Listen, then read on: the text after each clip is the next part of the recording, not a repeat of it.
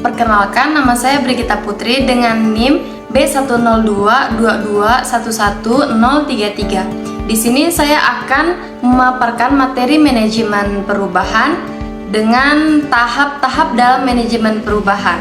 Definisi manajemen perubahan adalah suatu upaya yang dilakukan manajemen guna melakukan perubahan berencana dengan menggunakan jasa atau bekerja sama dengan intervensi atau konsultan agar organisasi tetap dapat survive dan bahkan mencapai puncak perkembangannya. Tujuan dan manfaat. Manajemen perubahan mempunyai manfaat bagi kelangsungan hidup suatu organisasi. Tanpa adanya perubahan, maka dapat dipastikan bahwa usia organisasi tidak akan bertahan lama. Perubahan bertujuan agar organisasi tidak menjadi statis, melainkan tetap dinamis dalam menghadapi perkembangan zaman, kemajuan teknologi, dan di bidang pelayanan kesehatan. Adapun tipe perubahan terdiri dari 3 tipe yang berbeda, di mana setiap tipe memerlukan strategi manajemen perubahan yang berbeda pula. 3 macam perubahan tersebut adalah: yang pertama, perubahan rutin, di mana telah direncanakan dan dibangun melalui proses organisasi. Dan yang kedua, perubahan peningkatan yang mencakup keuntungan atau nilai yang telah dicapai organisasi. Dan yang ketiga, perubahan inovasi yang mencakup cara bagaimana organisasi memberikan pelayanannya. Kemudian penyebab perubahan. Untuk dapat memahami perubahan, penting untuk memahami pemicu atau apa yang menyebabkan sebuah perubahan itu terjadi. Pemahaman ini menjadi penting sebelum perusahaan melakukan perencanaan dan penerapan dari sebuah perubahan. Hal-hal yang menyebabkan perubahan diantaranya adalah sebagai berikut. Yang pertama, perubahan dari manajemen tingkat atas, perubahan perusahaan, penggabungan perusahaan, atau mergers. Dan yang kedua, kompetisi. Ketiga, peraturan. Keempat, tuntutan pengguna. Kelima, kesalahan dari metode bekerja sehari-hari. Dan yang terakhir, ada teknologi. Selanjutnya kita masuk ke dimensi perubahan. Beberapa dimensi dari perubahan yaitu yang pertama, manajemen. Bagaimana pengarahan dari pekerjaan. Dan yang kedua, pekerjaan itu sendiri, apa yang dikerjakan, serta lingkup kerja. Dan yang ketiga, prosedur, bagaimana pekerjaan diselesaikan. Yang keempat, sistem dan teknologi, bagaimana pekerjaan diselesaikan. Yang kelima, staf dan perusahaan, siapa melakukan pekerjaan dan supervisi. Yang keenam, kebijakan, bagaimana tata kelola pekerjaan. Yang ketujuh, fasilitas, lokasi, dan infrastruktur, di mana pekerjaan dilaksanakan. Dan yang terakhir, ada waktu, kapan pekerjaan diselesaikan. Kemudian kita masuk ke kerangka kerja manajemen perubahan. Terdapat beberapa model yang dapat digunakan sebagai kerangka kerja manajemen perubahan. Dalam setiap model terdapat serangkaian langkah-langkah yang harus dilakukan dan hasil-hasil yang akan dicapai pada setiap langkah. Yang pertama, enterprise-wide change. Enterprise adalah suatu entitas yang sistematik dan kompleks yang dapat berbentuk organisasi pribadi maupun organisasi publik, baik profit maupun non-profit. Organisasi sebagai salah satu bentuk enterprise yang terus berkembang, di mana perkembangan tersebut membutuhkan perubahan. Oleh karena itu, perubahan dalam organisasi adalah suatu keniscayaan. Enterprise-wide change atau EWS. Enterprise-wide change merupakan suatu konsep yang melihat perubahan suatu organisasi tidak secara parsial atau komponen-komponennya saja, tetapi secara utuh atau sistematik. Karena pengaruh dari enterprise-wide change ini berdampak kepada seluruh komponen dari organisasi. Enterprise-wide change ini memiliki karakteristik yang membedakannya dengan perubahan yang tidak komprehensif. Yang pertama, memiliki dampak secara struktural dan mendasar kepada seluruh organisasi atau unit di mana perubahan terjadi.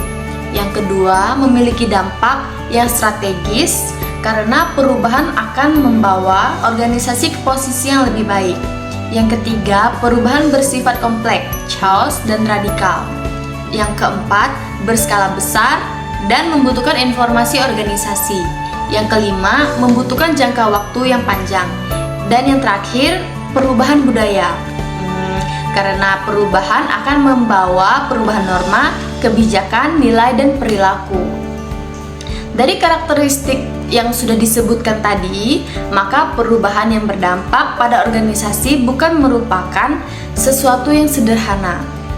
Perubahan memerlukan strategi dan perencanaan yang matang.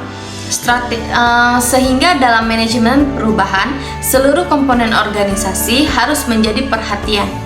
Dalam enterprise-wide change ini, digunakan pendekatan system thinking dalam melakukan perubahan. Selanjutnya yang nomor 2 itu ada system thinking approach.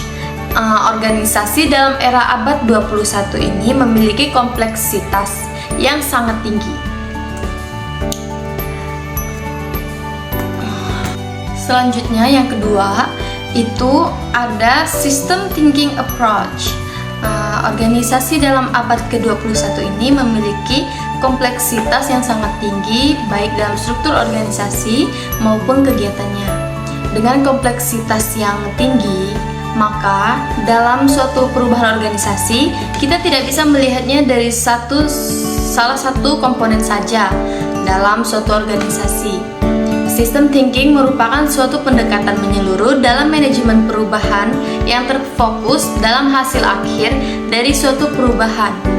Kemudian akan ditentukan faktor-faktor yang mempengaruhi dan langkah-langkah apa yang diperlukan untuk mencapai hasil akhir tersebut.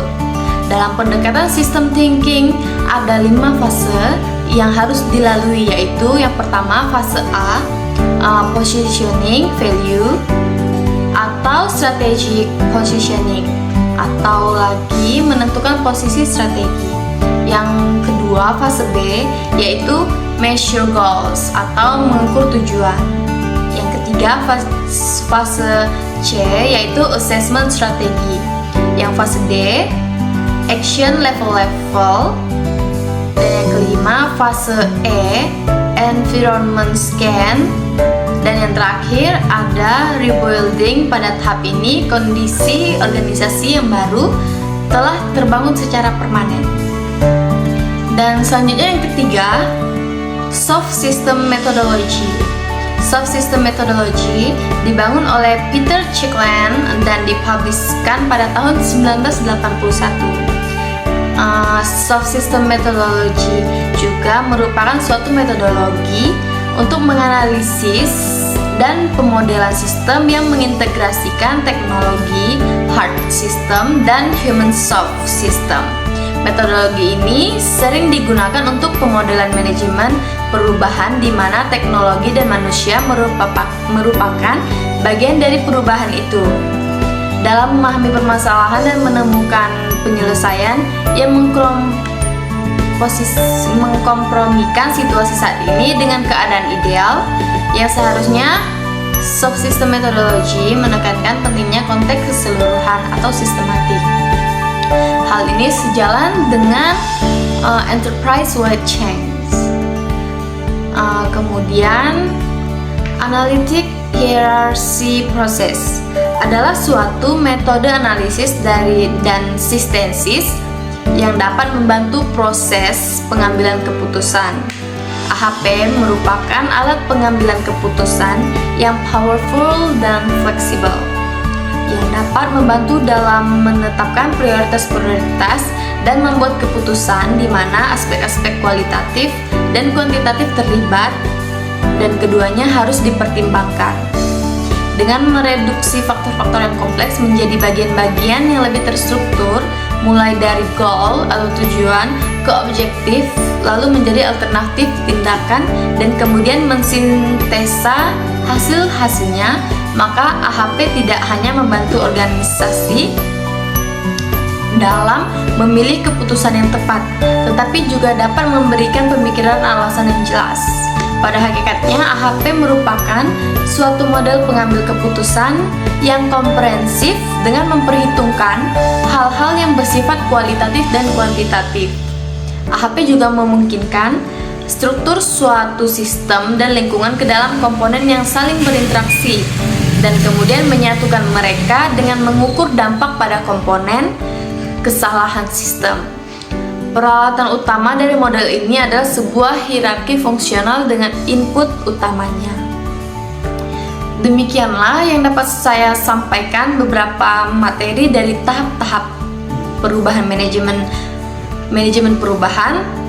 Terima kasih.